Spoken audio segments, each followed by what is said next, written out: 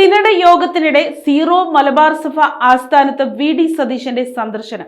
പ്രതിപക്ഷ നേതാവ് വി.ഡി. സതീശൻ കഴിഞ്ഞ രാത്രി കാക്കനാട് മൗണ്ട് സെന്റ് തോമസിലെ സീറോ മലബാർ സഭ ആസ്ഥാനത്തെത്തി സഭാ നേതൃത്വവുമായി കൂടിക്കാഴ്ച നടത്തി.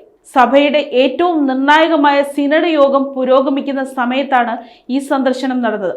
ഏകദേശം 50ഓളം ബിഷപ്പുമാർ പങ്കെടുക്കുന്ന സിനഡിനിടയിൽ പ്രതിപക്ഷ നേതാവിന്റെ സാന്നിധ്യം രാഷ്ട്രീയ പ്രാധാന്യത്തോടെയാണ് വിലയിരുത്തപ്പെടുന്നത്.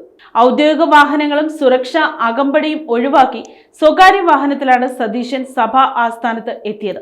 രാത്രി 9:15 എത്തിയ അദ്ദേഹം 1 മണിക്കൂറിലധികം സഭാ നേതാക്കളുമായി ചർച്ച നടത്തി. മേജർ ആർച്ച് ബിഷപ്പുമായി കൂടിക്കാഴ്ച നടത്തിയ ശേഷം അവിടെ നടന്ന അത്താഴ വിരുന്നിലും പങ്കെടുത്ത് മടങ്ങുകയായിരുന്നു. UDF തദ്ദേശ തെരഞ്ഞെടുപ്പിൽ നേടിയ മുന്നേറ്റത്തിന് പിന്നാലെയാണ് ഈ കൂടിക്കാഴ്ച നടന്നത് എന്നത് ശ്രദ്ധേയമാണ്. മുൻ തെരഞ്ഞെടുപ്പുകളിൽ LDFിലേക്കും NDAയിലേക്കും വിഘടിച്ചുപോയ ക്രൈസ്തവ വോട്ടുകൾ തിരിച്ചെത്തിയെന്നാണ് UDFിന്റെ വിലയിരുത്തൽ.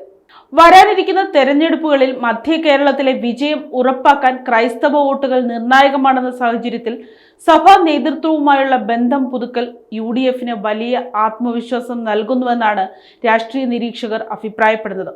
തെരഞ്ഞെടുപ്പ് കാലത്ത് രാഷ്ട്രീയ നേതാക്കൾ മേലധ്യക്ഷന്മാരെ കാണുന്നത് പതിവാണെങ്കിലും സുപ്രധാനമായ സിനഡ് നടക്കുമ്പോൾ തന്നെ പ്രതിപക്ഷ നേതാവ് നേരിട്ടെത്തിയത് രാഷ്ട്രീയ കേന്ദ്രങ്ങളിൽ വലിയ ചർച്ചകൾക്ക് വഴിവെച്ചിരിക്കുകയാണ്.